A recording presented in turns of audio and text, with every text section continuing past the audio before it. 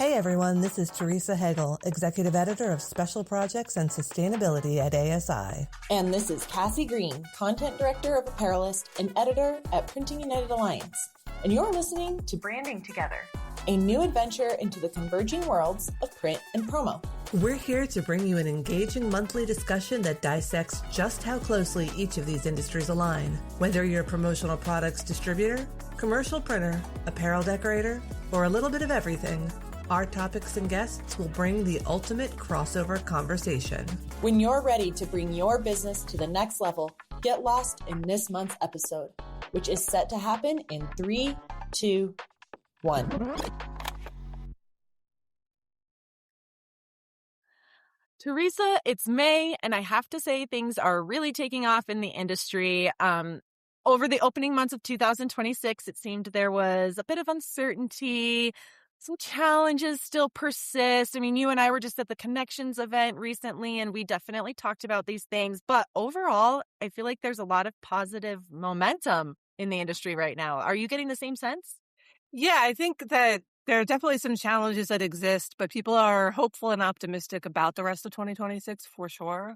Mm-hmm. Yeah, It's actually I what agree. leads into my first headline. So if you want me to just jump right in, I can. Yeah, I would say, let's go for it. Don't worry, everybody. We have the same sort of lineup for you this month. We have a great guest. We have a great game. But yes, Teresa, let's just jump into headlines. Let's do it. So actually, the first headline that I wanted to highlight was ASI Research recently released Q1 industry sales. North American promo distributors grew their promo sales in the first quarter of the year by 1.8% year over year, which is positive, but it is also a notable drop from the second half of 2025. So people, I think, were hoping that it would actually be, a much higher increase. So it's up, but not as robustly as you would want. The other thing to highlight is that industry confidence in promo is down. This is mainly due to economic uncertainty and the war in Iran. We actually have this thing called the Counselor Confidence Index, and it dropped 5 points to 87 for Q1. The index measures distributor financial health and business optimism. 100 is the baseline, so being lower is not great. However, distributors still expect slight improvement as the year goes on, and there's a projected confidence reading of 93 for the end of 2026. So that tells me that people, I think entrepreneurs in general are a pretty optimistic bunch, because I think you probably have to be able to run a business and see kind of the vision for it. But they are expecting good things for the end of the year. Good. Oh, that makes me happy to hear. I mean, I'm not terribly surprised by those numbers you just shared, because it does track with what we're seeing. I think across both industries, print and promo, right? You're seeing a little still some uncertainty. There's, like you mentioned, the war and continuing tariffs and issues like that. But I'm glad to hear people are staying optimistic and really see a good future. Yeah, for sure. Awesome. My first headline is Printing United Alliance reinforces long-term commitment to workforce development, which is one of the challenges that keeps persisting in the industry, right? Is how do we find good labor? How do we keep good labor? I mean, there are so many things that go into this. And so I kind of wanted to talk about some of the progress we're seeing on our side. So Printing United Alliance offers this platform called iLearning Plus. And that's really sort of like our continuing education platform. It's got certifications, things like that. And that's a huge piece of developing the next workforce, right? And so the iLearning Plus platform donates almost $250,000 in training value over 2 years. And that's because we provide free membership to students and educators. So I think that, again, it's all of us collectively. That's why I picked this headline, because it's all of us collectively trying to deal with these challenges and finding ways to do so. And so by providing education opportunities to the next generation, to the younger workforce, to even people who are currently in it but just need to pick up new skills, I think that that's really important, and we need to keep pushing these sort of initiatives forward. Oh, yeah, absolutely. And I know that's something that people are worried about, having that next generation of people trained up for these technical fields and being able to actually operate the machinery. So any kind of education that we can provide is going to be a good thing. And I know from having taken I think I took the intro to print class that you guys have on iLearning Plus, and it was really, really well done. I learned so much from it. So I'm sure that the rest of the courses on there are just as valuable. So it's awesome that students are able to take advantage of that. Yeah. So, what else do you have? Got one more. I got one more headline. This is not really hard news. I just thought it was pretty interesting. I wrote this feature story recently about physical showrooms and why they still matter in the digital age. And I thought that would kind of resonate with print people as well as promo. Basically, what distributors and some decorators told me is that physical showrooms are still very powerful sales tools because they help build trust, elevate perception, and close deals. But because seeing and feeling, touching, that's believing. That's, so much better than just, seeing it on the computer screen. So, you can have like a catalog or a digital catalog that shows all the different types of decoration methods you offer. But seeing like, a puff screen print on screen is not going to be the same as actually like holding it in your hands and feeling that, dimension and that texture. So well-designed spaces inspire creativity. They shift conversations from the transactional to the strategic. Also, if you're showing the higher end products, things that maybe, your client might not gravitate to, if you actually invest in the higher end things, sometimes that will lead to a sale because if they can actually see it and feel it, they're like, hey, that's actually what I want. You know what I mean? So e-commerce is not going away. Digital is not going away, but there's a way for the physical and the digital to complement each other, build stronger relationships, deeper engagement, and create that belief in your business. So I thought it was a fun story to write and lots of good inspiration for people if they want to check it out. I'm so happy you wrote this and shared it here because as soon as I saw that you had done this article, I had a decorator talk to me about this several months ago already, and she was asking lots of questions about good showrooms and how you design stuff. I sent it to her because I was like, here, this is exactly what we were talking about. You have to read this. It's a great article. And I personally, we're inside a lot of shops. Right. And when I walk into a shop that has a beautiful showroom and lots of, like you said, the tactile products and demonstrates all the different capabilities and even like all the different, like when you think of promo products in like hard goods, like being able to hold them in your hand is a game changer. And when I walk into shops that have great showrooms, you immediately are like disarmed. You're like, this is great. I already have this great perception of the decorator or whoever. And so, yeah, love this story for so many reasons. It was fun. And I actually was able to go, I happened to be in Las Vegas where Eagle Promotions is, and they have an amazing, like 12,000 square foot showroom.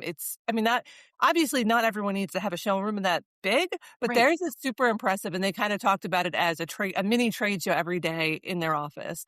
And it was really cool to just be able to tour it and kind of learn about the reasoning behind why they invested so much money and time and space to this showroom. I know. You've mentioned Eagle a couple times. I need to get in there. I'm very excited to see their space. So it's great. It's really, really well done.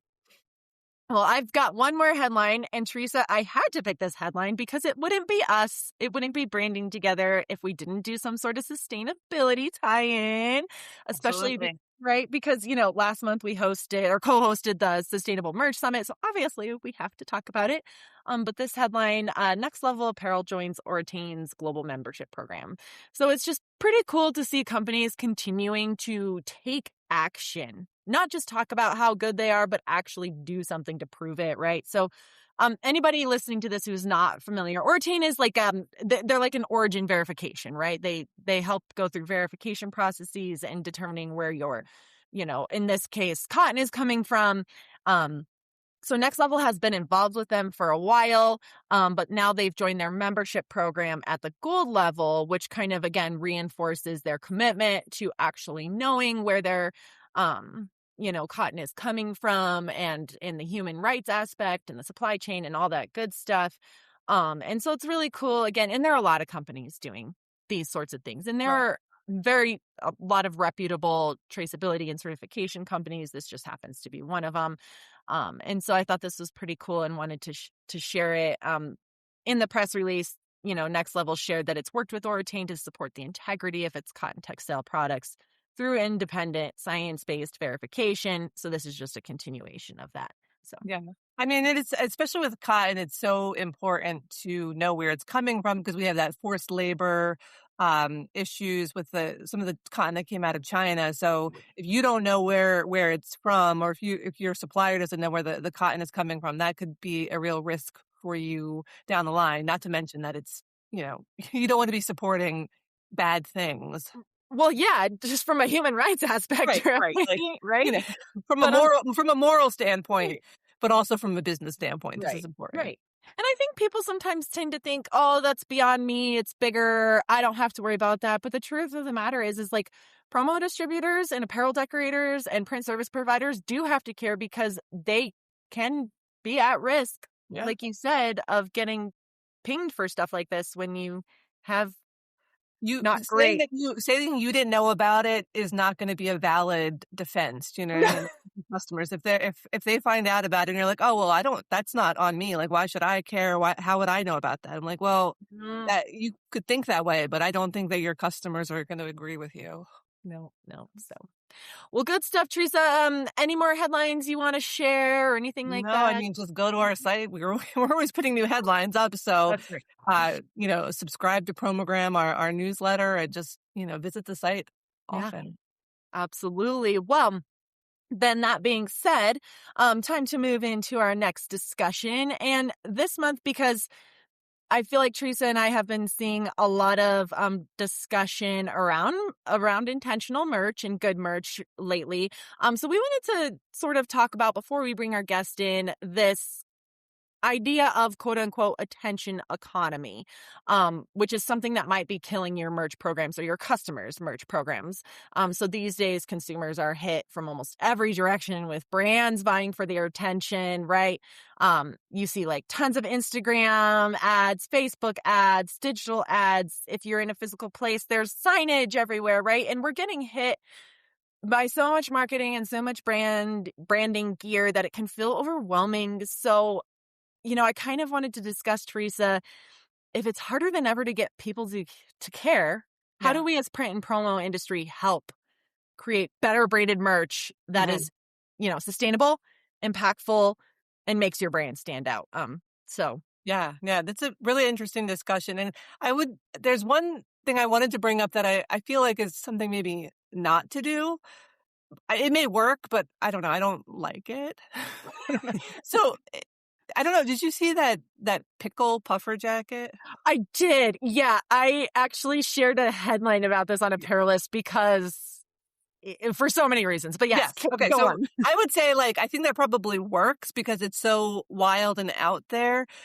But at the same time, I don't think that's what we should be leaning into, like the weird, the bizarre, and unwearable ultimately. Like, do you really want to be wearing pickles and in pickle juice in a puffer jacket? Like, that's not comfortable. That's not wearable. Yes, it is attention getting. It's funny. It's crazy. It's like, I'm sure people would want to buy it. But I think that instead of the shock factor kind of things, and you do see that a lot now. And I think some of these shocking things work better than others. Like, I think it needs to still be wearable and useful, not weird. You know what I mean? Like, it definitely is going to get attention digitally, but I think you need to be able to find things that are going to bridge the gap that people will wear in their daily lives, but will also make a splash on social.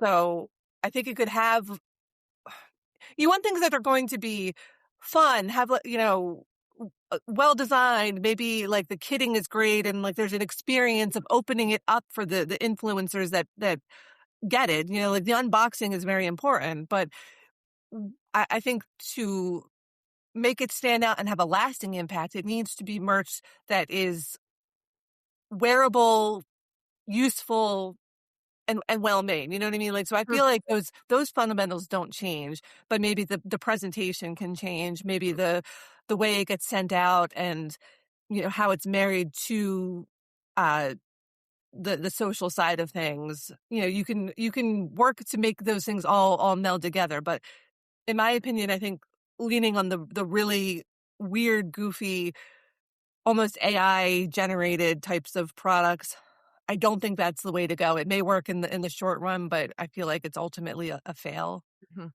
I agree. And I think like what is a really important piece that you said is a lasting impression, because that is the huge problem. And that's let's just keep rolling with the pickle puffer as an example. Cool initially, like you said, attention grabbing, created a lot of hype. Who's ever going to wear that past this limited edition drop? Yeah. Like, I love pickles. I'm a Me huge too. pickle fan. Oh, me too. Absolutely. I would not be caught dead in this puffer jacket. I don't want to reek like pickles all the time, which I'm only picturing. I'm just like, there is no way One little that thing puncture doesn't and there's stink. going to be juice Right. all over. It's horrible. And I'm not actually like, I'm not going to eat pickles out of my jacket, right? It's a shock factor, you're right. But beyond that, it's just a one and done. And my assumption is those jackets are going to wind up in a landfill. So I think instead, let's use our Branding Together merch, right? Mhm. Like when I look at this, I'm proud to wear this. I mean, okay, yes, I have a biased opinion because this is our podcast and I love it, right? Mhm. But B, like, create something that people are proud to associate themselves with. So let's just say we have a power listener who loves our podcast, listens to it every month. They would probably be proud to wear this because they're like, I love the discussion. I find it helpful. This is a good podcast. I want other people in my industry to know about it, right? And that's where you really have to like think through creating this experience. Will the kit that you send to somebody with, the branded, maybe it's a useful promo item like a flashlight, along with like a safety vest that's printed with, I'm in the spirit of going for safety themes. And, it has things that, yes, it's really cool to unbox. The design looks cool, but now I can use it beyond this. Yeah. You know what I mean? And it's about, when you're going to rise above the noise, it better be something worth the money and the time that's going to last for a long time. And I feel like you could do something fun with a pickle theme. You could lean into it. Like there could be a pickle pun, like, oh, I'm a kind of a big dill. You know what I mean? Like it could be pickle green, like a hoodie that's in that color with like a cool design that has like a silly dad joke pun on it. Right. I don't know. You could have like a pickle scented pencil, maybe. You know what I mean? Like I wouldn't mind a pickle scent on a pencil or like a scratch and sniff sticker, but like you said, I don't want to smell like pickles. But I think it would be fun to have a scented item. You know what I mean? Like I feel like there's ways to come up with something very impactful and memorable that's also usable for a longer time and tells the story that you want to tell. So I think that the creativity can still be there. The wow factor can still be there. But like you also have to think a little bit longer term and steer your clients toward items that are going to have impressions for a longer time and not end up in landfills, as you said. Right. And I think the messaging, like how you're putting those out, is also really important because, like, I think of when I'm doom scrolling Instagram at night, right? I can't tell you, I would guarantee I come across at least 100 different ads, right, for different things. Most of them get ignored. Why? Because they're not relevant to me, or the messaging is. You can tune it out, right? Like I You don't tune it out. If it looks like an ad, I don't pay attention. Right. So how are you creating? Like be better. So when you're helping your customers create these like branding campaigns, is your messaging designed for a specific demographic? Because I will stop if it's impactful to me. So like I'm a huge Colorado Avalanche fan.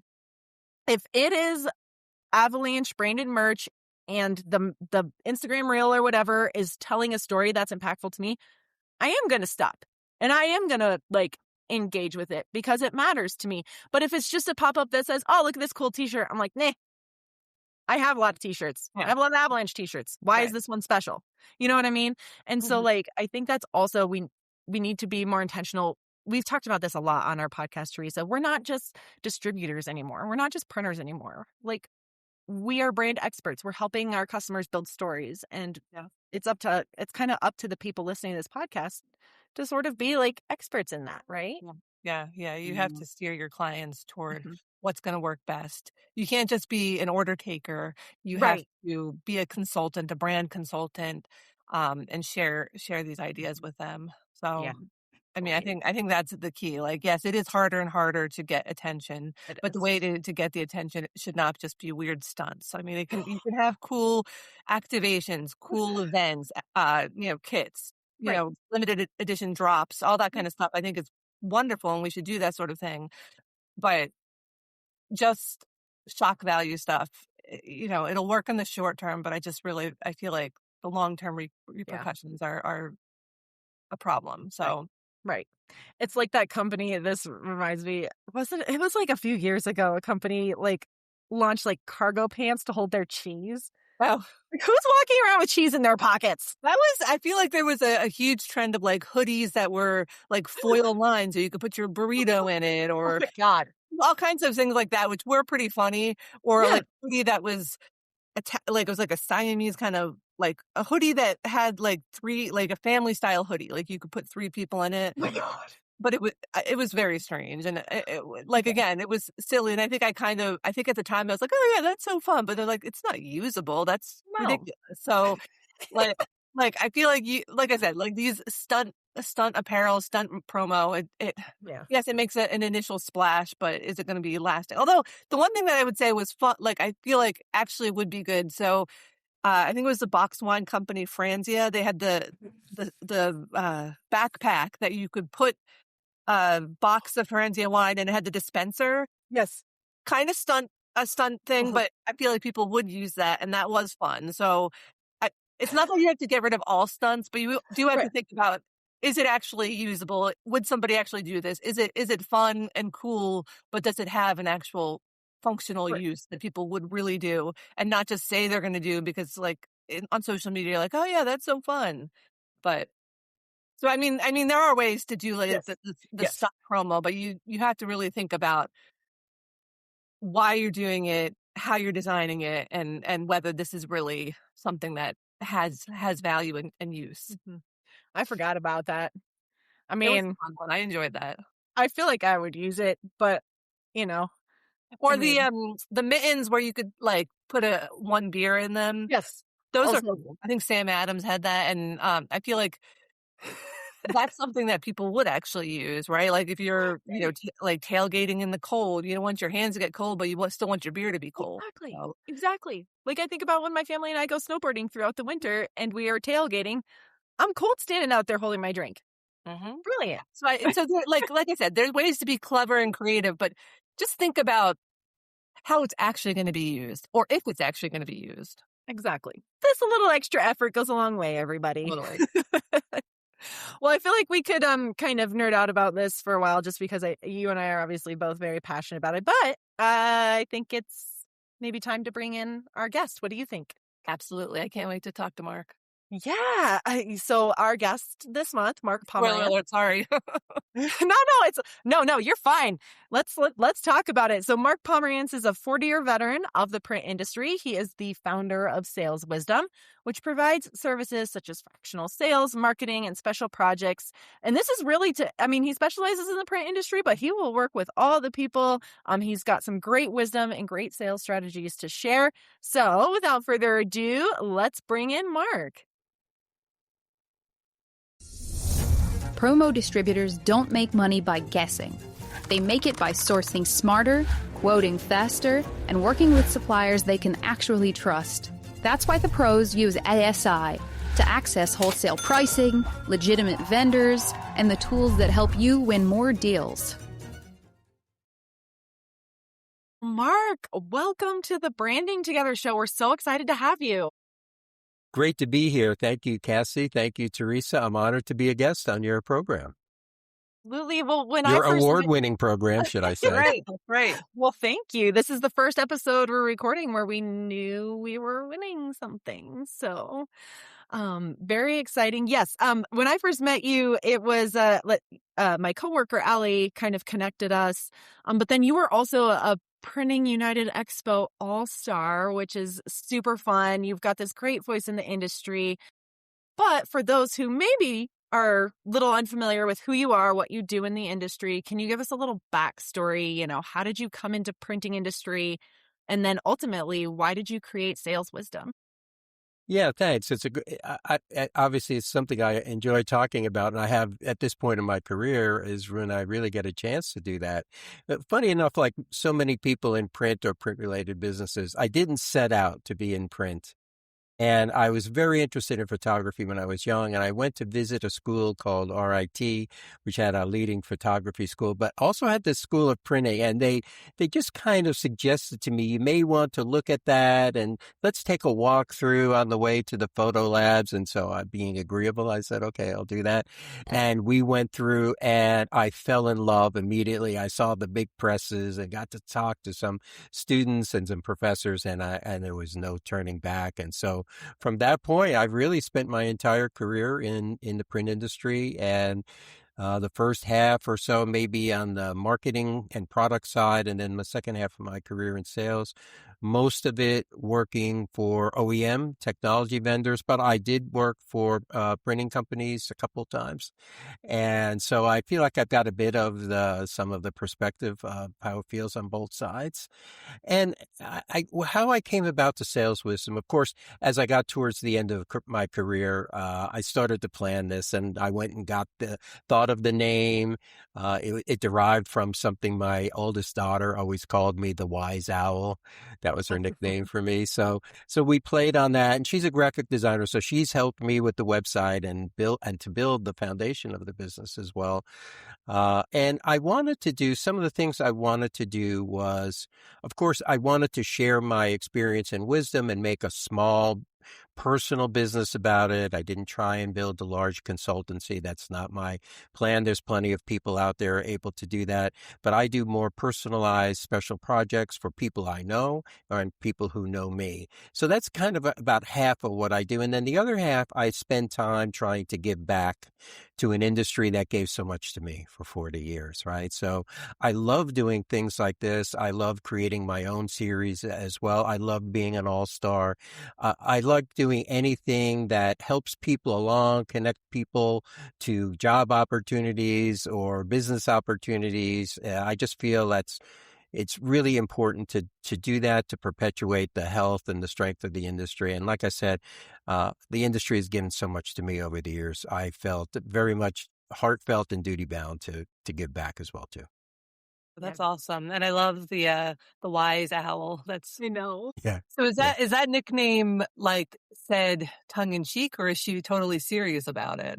I think, and she has a sense of humor, my oldest one, a little bit like mine. So there's definitely a little tongue in cheek there, but she was serious, and she would, like most teenagers, they come to you for advice or an answer only when things are very desperate or they need it, right? So I know. that's when I would be the Wise Owl, right? Okay. So my actual question is what have you found to be the biggest challenge that business owners in the industry face when it comes to sales and growth opportunities? Yeah, and this is an ageless question, and there's so many to choose from. I don't say that in a negative way. They just are small and medium, family owned and private owned businesses. It's always a challenge. So I gave this really a lot of thought, and if I had to choose one, I would choose, when we're thinking about growth, because that's the question, is how do you approach the business as demand creation? Can you create demand, or are you fulfilling demand? And they might sound similar, and there's always a need for both in any business. But if you're not creating some type of demand over and above what's being asked of you, over time, you're just going to be asked less and less and less, or have to price it lower, right? So finding ways to create demand is super important. And here's what I mean by that. And I'll give you a couple of real world examples. Just recently, I was talking to a salesperson on the print side and asking them about their promo business. And one of the questions I asked was, you're doing direct mail, are you doing things like, do you include a promotional magnet in your direct mail? Because there's, a lot of data that shows that increases responses. And the answer I got back was, well, nobody's asking for it. Yeah. And I said, because I knew this person well enough, I said, so nobody wants better results. No one's asking you for better results, and so that's one thing. And another example I can give you is I'm involved with the Print Mastermind sessions. I don't know if you're familiar with that, or some of the audience might be. And I was just listening on one recently, and they were speaking about quoting.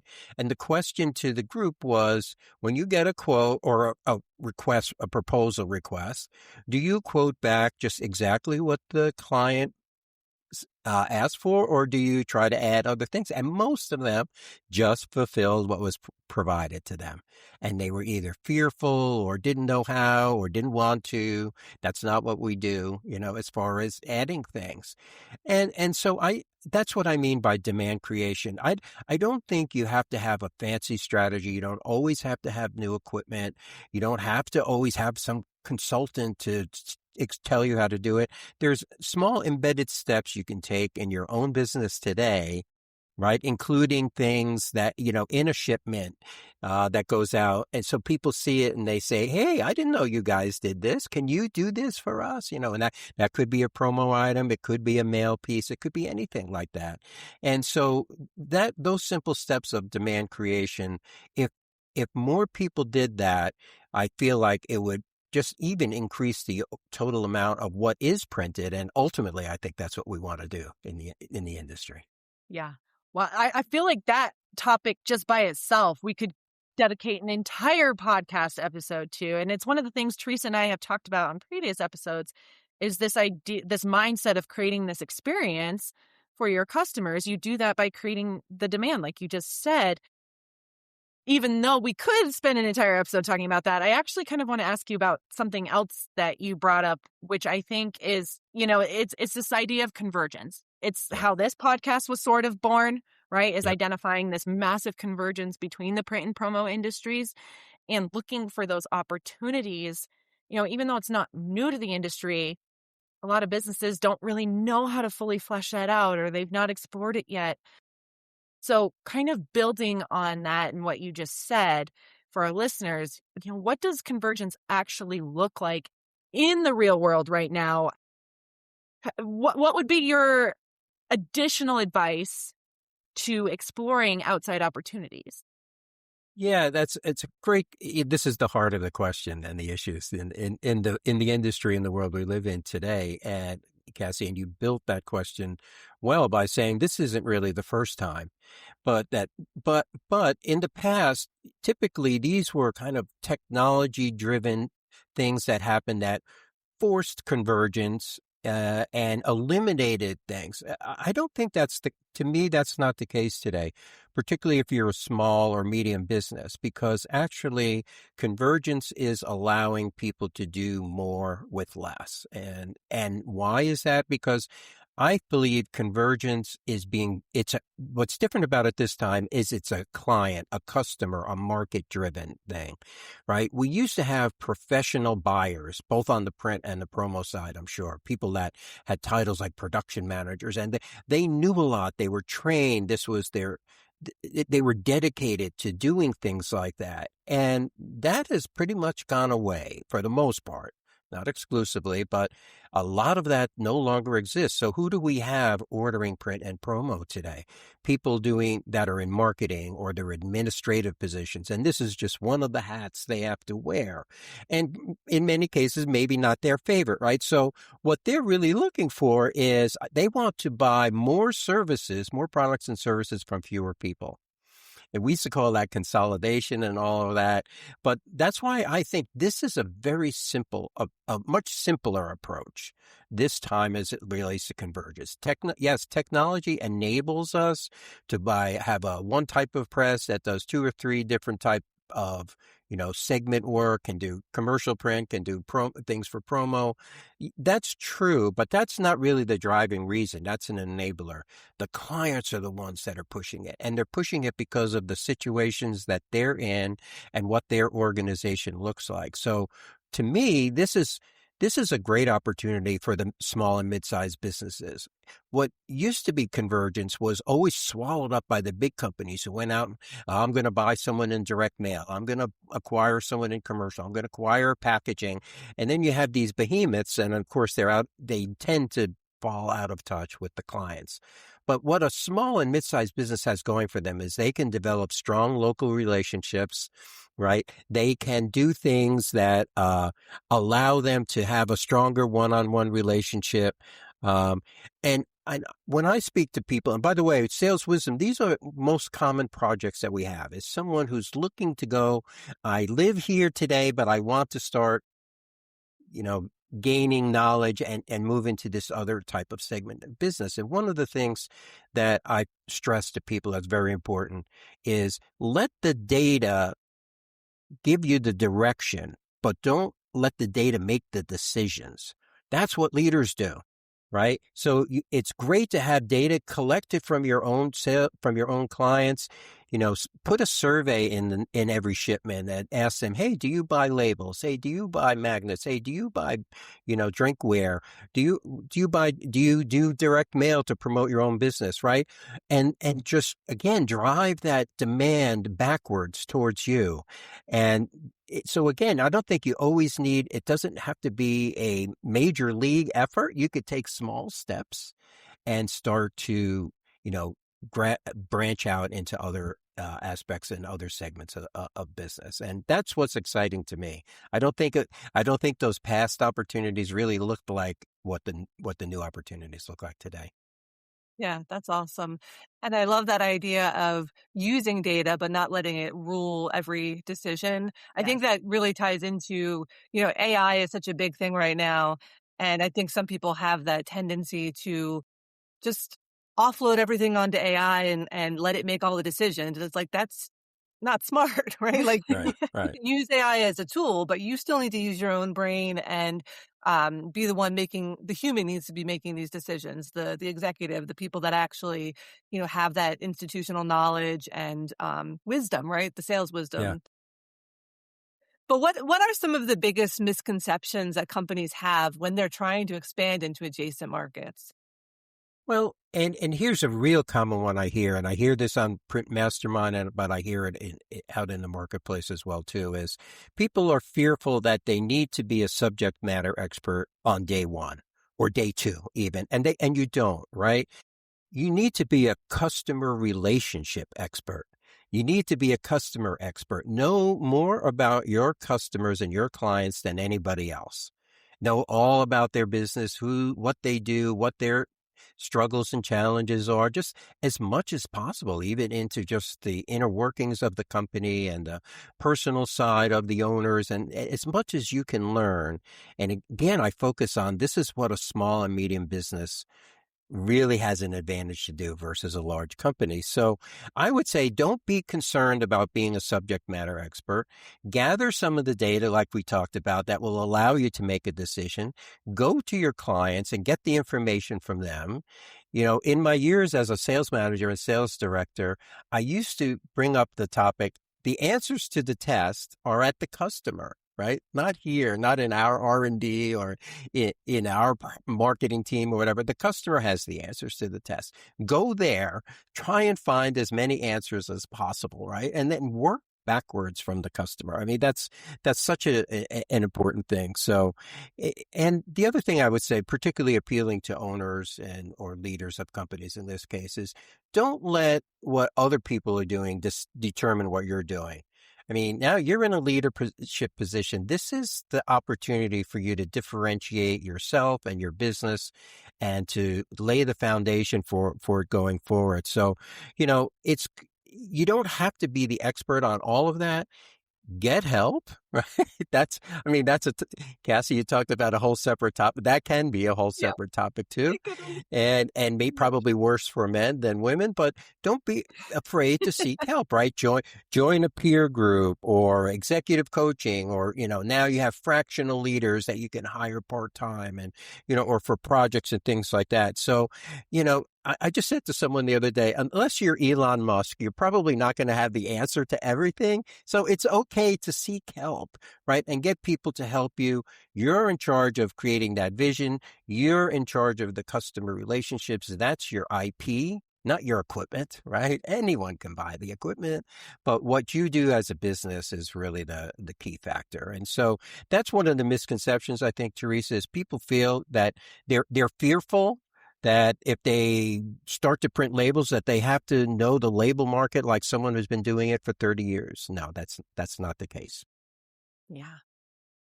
I want to dig into something you just said, and you sort of alluded to this earlier. You mentioned the equipment, you mentioned the actual technology. It's something that a lot of people tend to get stuck on because you see this really cool new piece of equipment and you're like, man, that would really help me in my business. But why do you suggest starting with a business strategy first and then purchasing? I mean, what's the benefit there? Yeah, it's a great question, Cassie. And it's, I think I mentioned I spent the second half of my career in sales, and it was mostly capital equipment technology. So, but I was kind of the anti-capital equipment salesperson in my approach. I always tried to work backwards from the customer. And the thing is, the technology itself typically doesn't solve the problem. That used to be the case when we had analog processes, and more and bigger and faster that was really the way to differentiate yourself. But that's no longer the case. I mean, those things have gone away, and personalization and print on demand and all of these other factors have definitely outrank the ability to do that now. So where does that leave us, right? It leaves us in a situation where what you need to do, again, if you know your client and you start with, that's my intellectual property, my relationship with them, and work backwards. What problem am I trying to solve? How can I solve it? And how you can solve it, yes, sometimes it will require, I need a 10-foot wide printer to do this work. There's nothing else would do it. Yeah, if that's the case, then obviously you have to look at equipment, but that's not always the case, right? A lot of times you have options to outsource, you have, and just make it a selling strategy for your company at first. You can partner with somebody. I hear the term co-opetition coming back recently, or like working with frenemies, to use like a newer term, right? So there's people that you can work with, right, to help solve the issues for your clients and probably drive business to both companies. And once you build that opportunity, you've defined it well, then I think looking at the new technology, once you've got a base of business, once you've got a knowledge, once you have, a little secure footing, now it starts to make sense. So for some people, yeah, they can start there and they might have their own reasons. They might have a history in it. They might have a large enough client that says, I'm willing to bring, $1 million worth of work to you. Okay, then I'll gladly go out and buy a new press to do that. But we all know that's rarely the case. You have to kind of glide into these situations as opposed to, it's not like a long flight and then you land, right? You have to move a little at a time. And so I think I try and stress that there's options. Even over the years, sometimes to someone I was trying to sell something to, I remember asking, are you sure you're ready for this? Maybe you need to take another step first. I know someone who has capacity and would be more than willing to do this for you as a starting point. So that's what I mean by making the business decisions first. Don't color it, but the technology is exciting. Everybody wants it, but it's a lot of money. And if you didn't meet the expectations for whatever reason, or define them well, or even maybe misled or misunderstood from the client side, yeah, you can be in a world of hurt. And so you want to avoid that. You want to glide your way into that situation. Yeah, I can't tell you how many like horror stories we hear from the trade show floor or wherever out in the industry. Like, oh, I bought this piece of equipment. Now it's just a glorified paperweight. Yeah. Oh, yeah. I know, and I'm sure direct-to-garment has been through that stage as well. That's exactly what too. I was thinking of. That's something I've heard. And on the commercial print side, we've had the same kind of things over the years. But over time, both sides, quite honestly, it's not always the vendor as much as people would like to say it. Sometimes the clients don't know what they don't know. and they don't know how to define what they need either too. So you have to be very careful about that, even as, as someone selling into it, and also as obviously as a buyer. Expectations are everything. I love the idea of you being like the anti-sales guy and scaring people away, because it's such a nice counter to that idea of like the slimy kind of salesperson who's pushing people no matter whether they need it or not. Because really, like, good salespeople are the ones who are forming these relationships with clients and helping kind of create solutions for them, right? Not just, getting them to spend the money. Obviously, you want to close the deal, but not in a way that's going to be hurting the relationship for the future. Yeah. Yes. Thank you But for saying that, Teresa.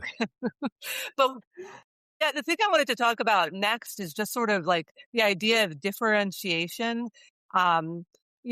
Obviously in print and promo, and it can be looked at as kind of a commodity. We're all sort of providing some of the same items to people. So do you have to find a way to kind of stand out? So like, what are the companies that are most successful? What are they doing to stand out and be different than everyone else in the crowd? Yeah, another great question. And it's, the good thing about today's technology in print and finishing and all of the associated ones is the bar to entry has been lowered in general, right? If you look at wide format in particular, right? It's very easy to get into that. Same thing for some of the promo business, to do some mini, level decorating and things like that. And then even on the digital print side, there's small entry level presses that have definitely democratized the, ability to enter into this. So that's good. But at the same time, if everybody has it or so many can, you really can't differentiate yourself that way, or certainly it's very challenging. So, I believe now, again, let's work from the customer or the buyer or the market backwards. What in general are people looking for today? Not just in buying print and promo, but even, after hours when you're online or in a store, right? It's the experience. It's the ease of use. It's the recognition of you as a client. It's what that experience looks like and how authentic it is. And do they know who you are and recognize you? And I mean, my goodness, how Amazon, it didn't become big because they just sell a lot of things cheap, because they don't. They sell a lot of things, but they created an experience that made it very easy for people to use, whether you like them or individual likes them or not. They've done that successfully. And in our own small way, I believe, our industry should be focused on similar things. Now, it doesn't mean be everything to everybody, but I think what it means is a company that's on one playbook, right? You're asking what is the, how do you differentiate advantage? It's the culture, the teamwork that you can build with your organization that's going to differentiate yourselves. And again, I keep saying, the customer is your intellectual property. Your relationship with them is. So if you can have a team that's on one playbook, everybody knows how to talk about the company, what we do, who we help, what kind of solutions we provide, what kind of business we're in, how to describe our business. And that can be the accountant, that can be the service person, that can be the customer service person, that can be the salesperson, it can be the owner. You should all be working from the same playbook. And so a company that will do that, and share that amongst their company, so that everybody knows how to tell that story, and create that kind of teamwork environment and focus more on results than process. We have way too much focus on process in our industry with all the private equity ownership and the KPIs and the spreadsheets. I never liked that stuff, and I still don't. So I'm on a crusade kind of against that. And I truly believe that we are entering a good growth period in general, and I believe print and promo can benefit from that.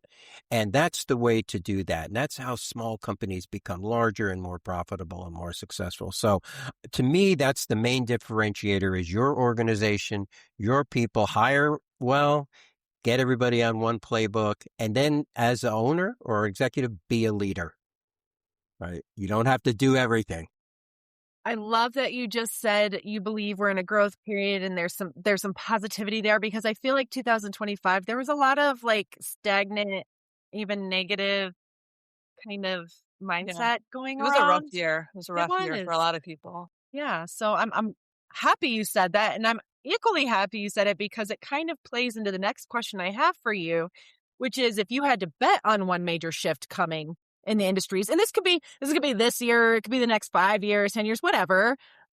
Because it is hard to gaze into a crystal ball, right? None of us have it. Yes. However, you have been watching this industry and been a part of it for a while. You've got a good finger on the pulse. What do you see coming down the pike? What's maybe a big shift or something that might be kind of defining?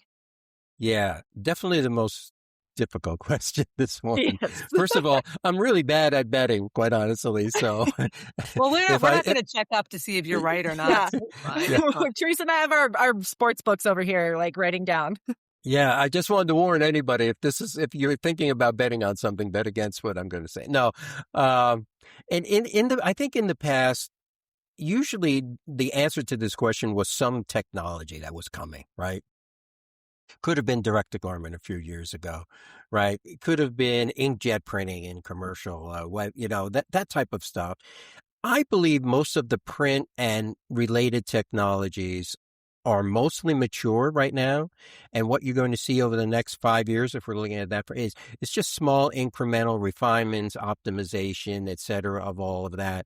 I don't see anything breaking through that's going to be a complete game changer. And as we all know, even if something new comes out, it takes years, right? So to me, from a technology perspective, the next 5 years are relatively stable.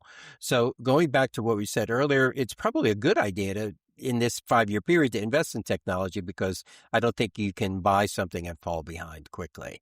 What I think is it's already happening. What I would say is, and I know convergence is the big thing, but I really believe if you think about the way convergence was done previous generations, let's say merger and acquisition and so on, I don't see that. That's going to be part of this, of course, but it always is. But right now we're in a period of converging between two businesses. I see it moving to where it's fusion, meaning it becomes really more like one, right? Then it's not convergence anymore. And think of all of those people out there buying print, promo, labels, packaging, et cetera. And when they want to buy from fewer people, more products and services, as an industry, we need to fulfill that.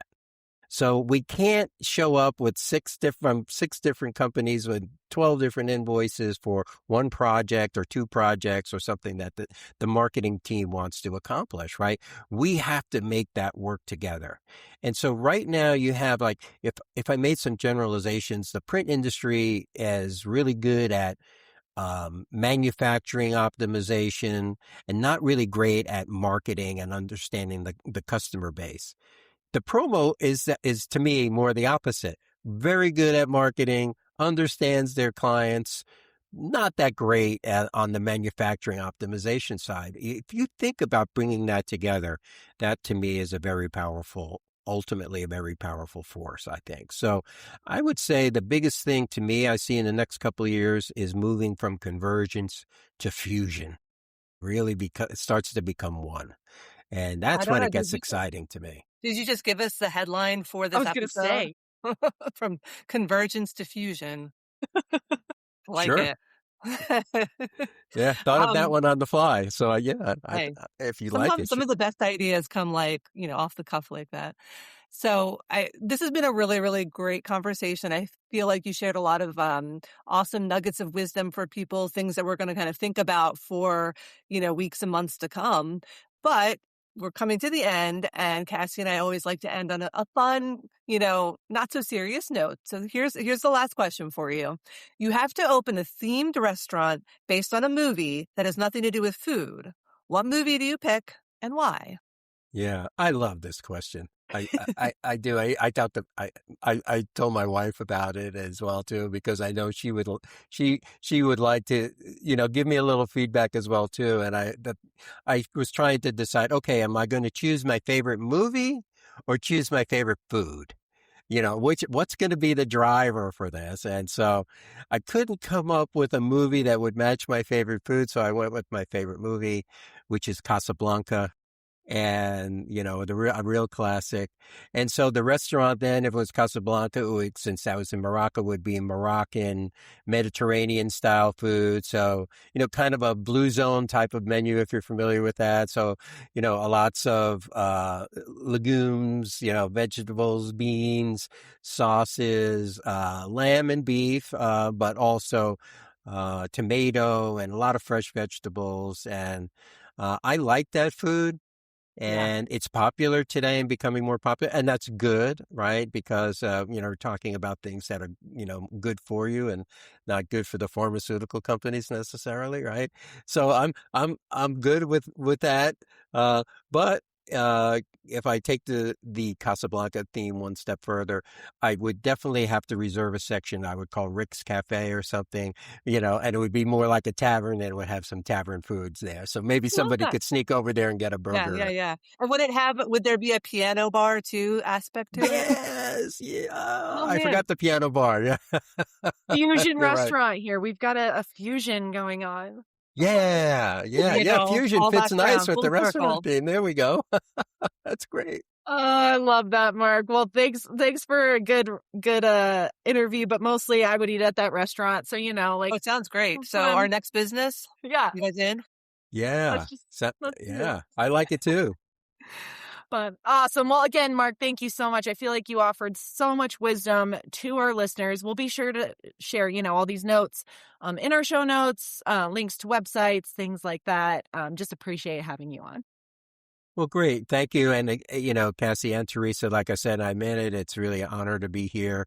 I enjoy what you two are doing. I love watching your shows and your events and all of your podcasts, and just keep doing a great job because you're bringing a lot of great information to the market and shining a light on a lot of important issues that people need to hear about. So thank you for doing that. Thank you.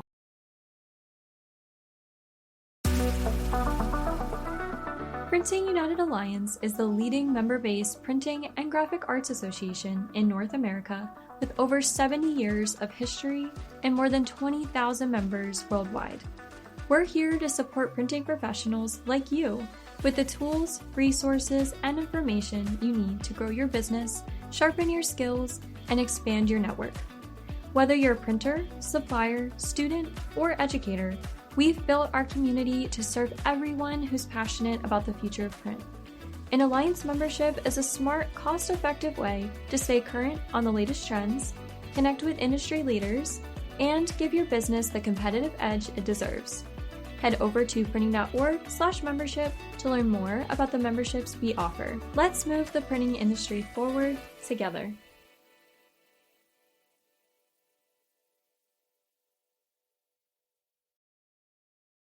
All right. Well, a huge shout out to Mark for offering his amazing sales wisdom. I know that this is a really important topic, especially people looking for new revenue streams. But Teresa, we are coming out to the end of this episode, and always personally, my favorite part of what we do is our fun game. So this month we have what we're calling overhyped or underrated. So Teresa and I are each going to call out like a trend, a product that associates with that trend, and the other person will label it either overhyped or underrated. And so we've each come up with 5 different selections. So I don't know, Teresa, do you want to go first? Sure, I'll go first. Friendship bracelets. I'll like the Taylor Swift ones with the words on them. I say overhyped. Only even though you wear them all the time. I do wear them all the time. Yes, I wear them all the time. But the reason why I say it's overhyped is because I feel like Taylor Swift ruined it for me. Because I've been wearing friendship. You and I, we're children of the 90s, right? Like we've been making friendship bracelets as we were little girls. Right. So it's like it's become a little commodified now. Right. Yeah. I'm like, wow, way to ruin a good thing from my childhood. That's just me. No, I'm sorry. Listen, I think you're probably right, but I still do like them. And I think it is a fun trend, I think, for promo people to get involved in. I actually, for the local book festival that I volunteer with, I made like 160 custom like book related friendship bracelets and gave them out at the event. So they said things like bookish or um I don't know, reading is hot, like hot girls read, stuff like just like fun things like that. So See, like, that's hyper custom to that event and to like people who love that.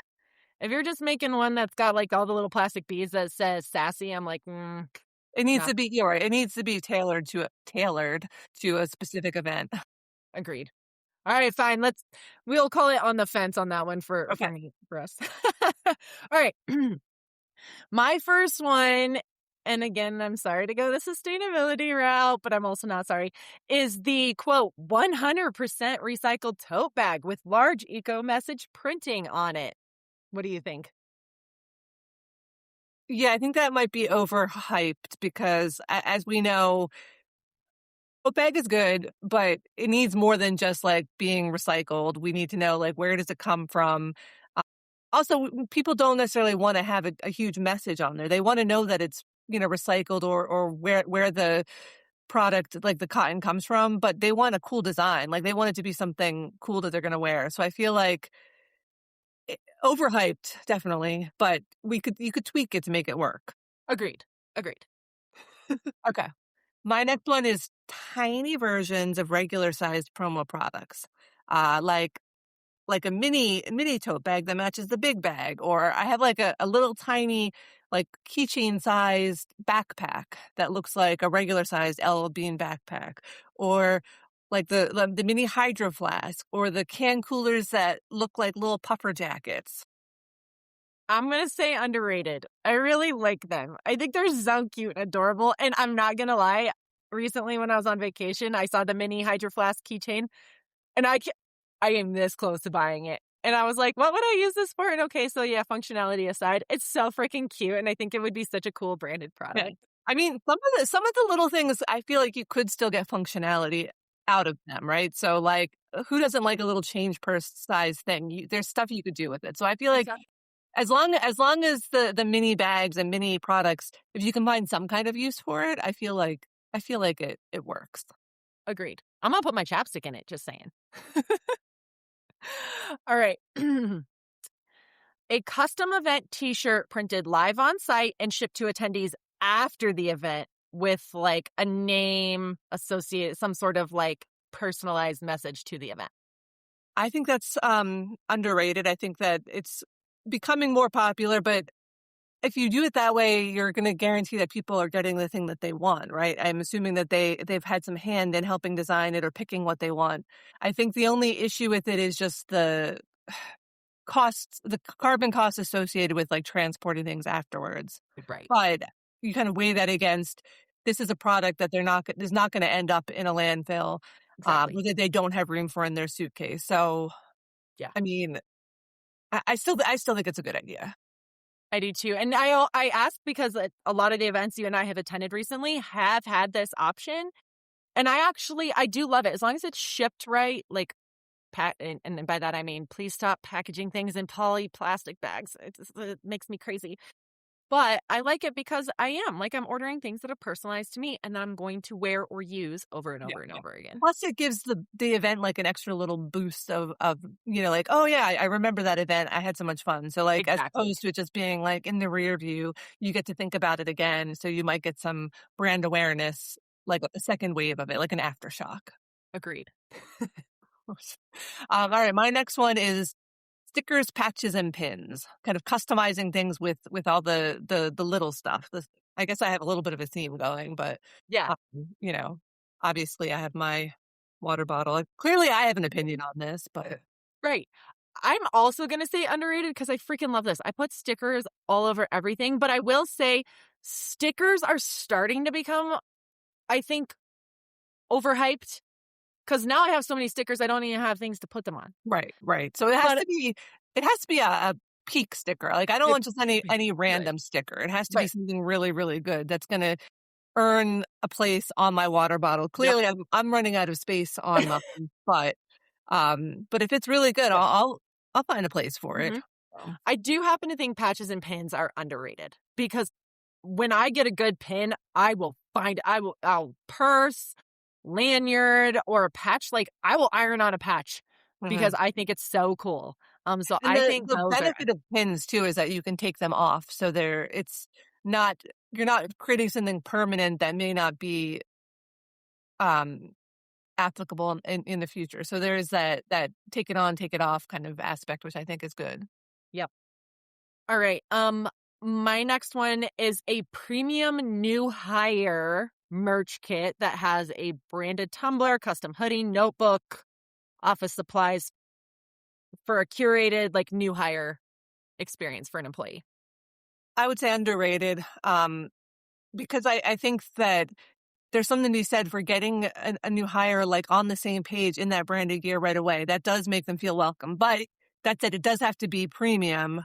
Yes. It has to be in their right size. I think a little bit of personalization would go a long way. Like maybe it has a handwritten note with their name on it, or you know what I mean? Like something to elevate it. And it kind of depends on like if they're remote or in the office. Like if they were in the office, it could just be like right on in their cubicle when they start.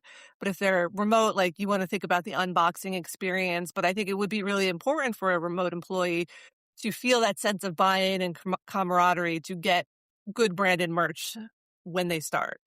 And I know that there's some promo companies that can just sort of link right into an HR department's like software so that the HR people don't even have to think about sending these kits out. You know what I mean? Right. Like there's some pretty savvy promo people that know how to use the technology to get stuff out to new hires as part, like there's like a trigger that just sort of happens automatically. So I think that this is something a good value add for companies, and promo distributors can figure out ways to make it an easy lift for their clients, which I think goes a long way.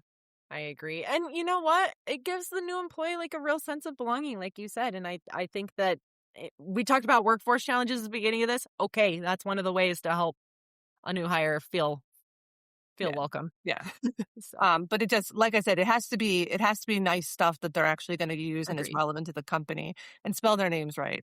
There's nothing Agreed. worse than, like the holiday card from your employer and they misspelled your name. How do I know that? Because it's happened to me. I was about to say this has happened to me, and we're going to leave names out of it, but it's happened to me. Yeah. So like that actually makes it worse than if you sent nothing at all. So just saying. It does. It's like, dude, just pay Spell attention. check. Anyway. All right, your My turn. next one is more of a just sort of a fashion-y kind of trend, but paisley prints.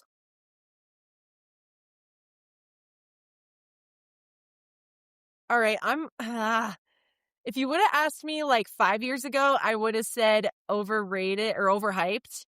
But now I think underrated. I think paisley really had a moment there where it was everywhere. And like I'm in Colorado, so there are a lot of cowboys here, right? Oh, sure. And so you would see paisley everywhere. But I think now it's underrated.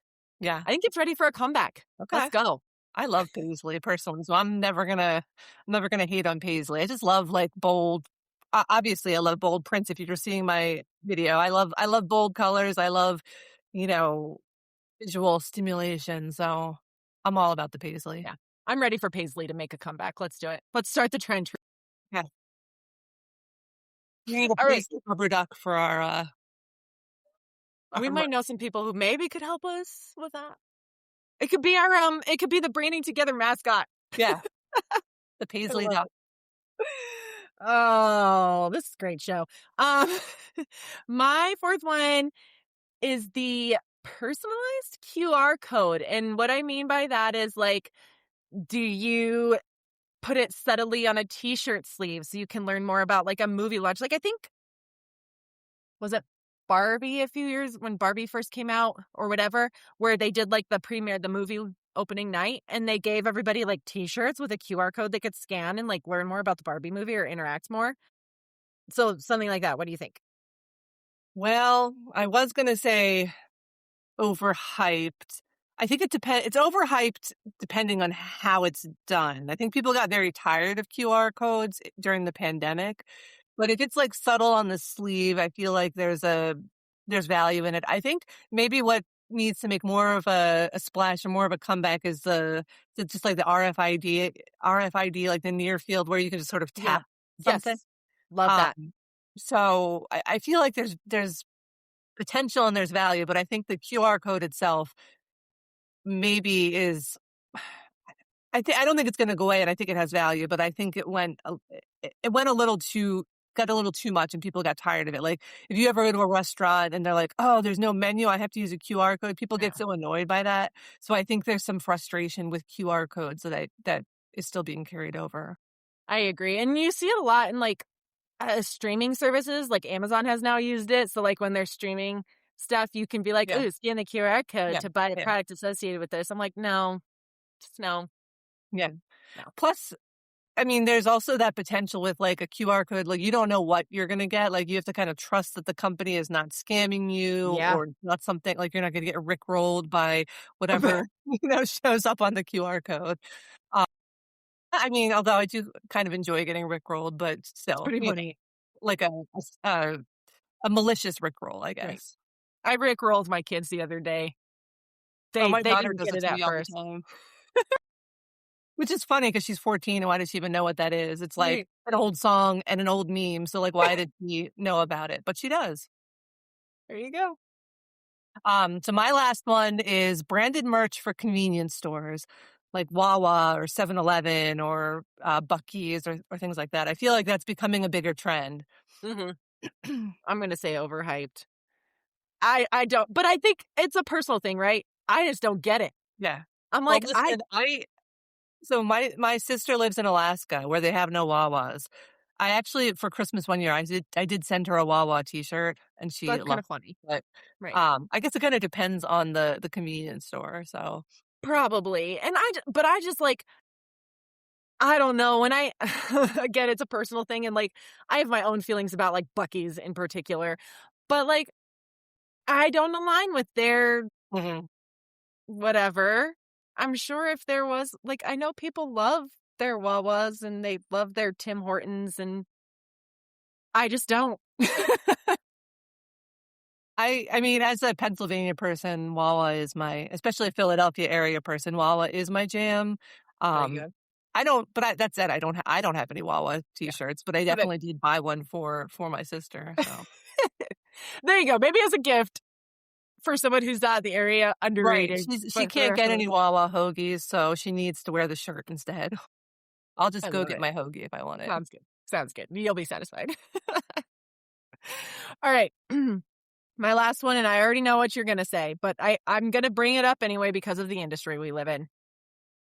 The classic branded promo trade show giveaway that everybody, like a stress ball, even a rubber duck. Sorry, rubber ducks. I love you. Definitely overhyped. We already know that. We want to elevate the industry. We want things that people are going to take home with them, that they're going to keep and love and choose. So even if it's just an opt-in at a trade show, don't just hand it out to everyone. Make them ask for it. Get their information, get them to qualify for something a little bit better and higher end. Even that is just going to keep more things out of the landfill because you're not just giving it to people who don't want it. So, I would never say get rid of all merch. Obviously, that's my livelihood. But we can definitely elevate things and make it better. And there's so many things that people want to keep. So yes. I bring it up because we can do better. I still see this a lot, and I'm just like, come on, guys, let's inspire each other to do better. Absolutely. Awesome. Well, that was really fun, Teresa. And again, to anybody listening, if you have something that you want my and Teresa's opinion on, whether it is overhyped or underrated, let us know, and we will maybe include that in a next episode and discuss. So, but thank you, Teresa. This has, as always, been a really great episode.